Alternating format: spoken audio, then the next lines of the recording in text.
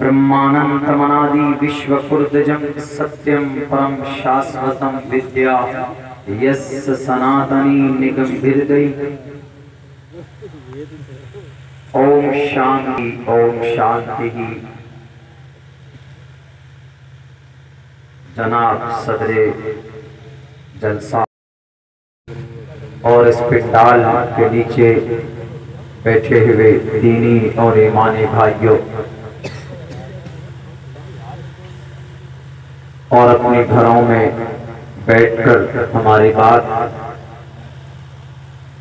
सुनने वाली हमारी समाज के माँ और बहनों, इस्लाहे मुआशरा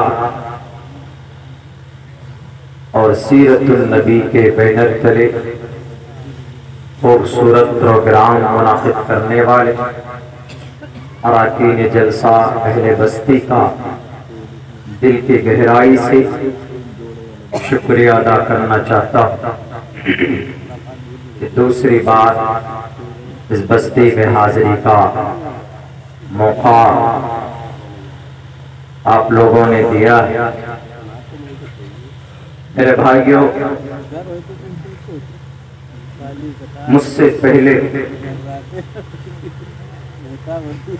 इलाके के सूबे के मजबूत फ़आल मुतहर्रिक हज़रात उलमाए किराम का इस्लाही बयान आप लोगों के सामने आ चुका है। अकाबिर उलमाए किराम का खिताब आप लोग सुन चुके हैं। मेरा नाम तो असागिर उलमा में भी नहीं आता, बल्कि मैं एक तालिब इल्म की हैसियत से आपके बीच बैठा हूँ। अपनी जुबान की इस्लाह की गर्ज से कुछ बोलना चाहता हूँ कि हज़रात उलमाए किराम की मौजूदगी में मेरी जुबान की इस्लाह भी हो जाए। मुसाफिर एक परदेसी माहौल, लोकल माहौल को उतना नहीं समझ सकता जो इलाके के वहाँ के उलमाए किराम जान और समझ सकते। मेरे भाइयों, अल्लाह से दुआ के साथ अपनी बात शुरू करना चाहता हूँ नए अंदाज में, ये दुआ करते हुए कि अल्लाह तबारक व तआला हमें वो बातें कहने की तौफीक दे जिस पर हम सब मिलकर मुकम्मल तौर पर अमल कर सकें। दो बातें आपके सामने स्पेस डालकर ज्यादा तवज्जो उन्हीं दो बातों पर होगी। सीरतुल नबी का प्रोग्राम है, पहले इस्लाह मुआशरा है, फिर सीरतुल नबी लिखा गया है। नबी पाक अलैहिस्सलातु वस्सलाम की जिंदगी हमारे और आपके लिए जिंदगी गुजारने का और दोनों जहान में कामयाब होने का सबसे बेहतरीन मेथड है, उस्वा है। अल्लाह ने कुरान में बयान किया, लक़द कान लकुम फ़ी रसूलिल्लाहि उस्वतुन हसना। लेकिन नए तरीके से आजकल सवालात होते हैं। दुश्मनान इस्लाम ने समझ लिया कि हम कुरान को डायरेक्ट कुरान पर या नबी पाक अलैहिस्सलातु वस्सलाम की जिंदगी पर हम ये इल्जाम नहीं लगा सकते कि this Quran has false information, इस कुरान में गलत बातें हैं या ये कुरान फॉलोएबल नहीं है। अब वो समझ गए इस बात को। वो जानते हैं कि प्रोफेट मोहम्मद, आखिरी नबी मोहम्मद रसूलुल्लाह सल्लल्लाहु अलैहि वसल्लम पर हम लाख तुहमत लगा लें, इल्जाम तराशी करें, तौहीन आमेज कलिमात कहलाए, कोई फायदा नहीं है। अब उन्होंने नए तौर पर, आप वेबसाइट पे जाएं, व्हाट्सएप, फेसबुक गिन चुन कर अगर आप ये काउंटेबल हैं लेकिन आप जब ब्लॉग्स में जाएंगे, सोशल मीडिया की जो आर्टिकल्स जहां लिखे जाते हैं, वहां पर व्हाट्सएप फेसबुक पर यूज होने वाले, इस्तेमाल होने वाले लोगों से दोगुनी तादाद वहां पर है, ज्यादा है। वहां पर ये आर्टिकल्स लिखे जाते, कई लोगों, इस्लाम में दो कॉन्सेप्ट है, महान है, दो चीजें इस्लाम में है, कुरान और अल्लाह के नबी अलैहिस्सलातु वस्सलाम की पूरी लाइफ। अब इस कुरान पर एतराज करो, अब अल्लाह के नबी की जिंदगी के ऊपर एतराज करो नए अंदाज में। वो ये कहते हैं, ठीक है, आई एक्सेप्टेड एवरीथिंग, हम मानते हैं इस बात को, हम कबूल करते हैं इस बात को कि कुरान खुदा का कलाम है, जो बातें लिखी हुई है 100% सही है, और मोहम्मद रसूलुल्लाह जो आखिरी नबी हैं इससे भी एग्री करते हैं 100% सही है। लेकिन 1450 साल पहले कुरान नाजिल हुआ, अल्लाह के नबी की जिंदगी और उनका जन्म होता है।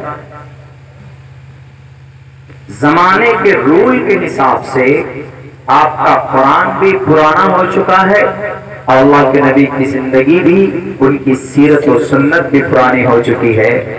रिसेंटली मौजूदा जमाने में अगर हमें आधुनिक बनना है, अगर हमें तरक्की करनी है, तो हमें ये पुरानी चीजें, पुराने मेथड को छोड़ना होगा।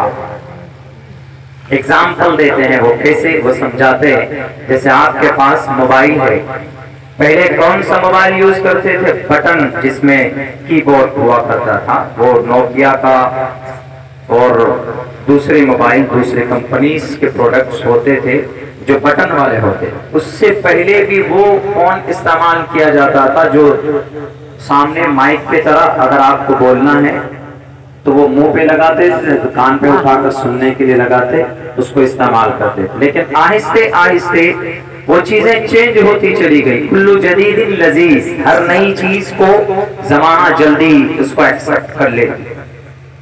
तो इसीलिए उन्होंने कहा कि अब मोहम्मद रसूलुल्लाह का जमाना पुराना था। Recently we are not able to, we will be not success if we follow the method of the last prophet Muhammad sallallahu alaihi wasallam। अगर हम कुरान और अल्लाह के नबी की जिंदगी को मान करके चलेंगे तो आज के जमाने में हम कामयाब नहीं हो सकते। अब देखिए, उन्होंने तरीका बदल दिया, मिसाल देकर समझाने की कोशिश करते, और जो हल्का पढ़ा लिखा होगा या जो बिल्कुल इलिटरेट पर्सन है, नाखानदा तबका, वो कहेगा कि हाँ सही बात है, उस जमाने के लिए थे, अब के लिए तो नहीं। मिसाल और भी देते, कहते हैं कि देखो अल्लाह के नबी के जमाने में आप अलैहिस्सलाम किससे सवारी करते थे? ऊंट से, घोड़े से और खच्चर से, गधे से। ये उस जमाने में ये रिवाज था, इन चीजों को सवारी में यूज करते थे। अगर कहीं जाना होता था सफर में, अगर तेज रफ्तार, उस वक्त का एयरवेज, उस वक्त की फ्लाइट घोड़े को समझते थे। अब ये लोग कहते हैं कि देखो, अगर हम नबी की बात को मानेंगे तो आज के जमाने में हमें सवारी किसकी करनी पड़ेगी? ऊंट की करनी पड़ेगी, घोड़े की करनी पड़ेगी। हमको यहाँ से लखनऊ जाना है तो हम ऊंट पे बैठ कर जाएंगे, 2 दिन का समय गुजर जाएगा।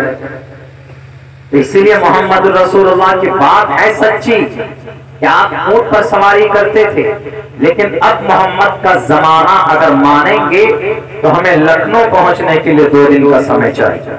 हमें पहुंचना है 2 घंटे में। हमें लखनऊ से दिल्ली का सफर करना है। आप सबसे तेज अगर जाना चाहते हैं, इमरजेंसी है, तो हवाई जहाज में बैठेंगे, 1 घंटे में 1000 किलोमीटर हवाई जहाज सफर आपको करा सकते हैं, आप उसके जरिए कर सकते हैं बड़ी आसानी से।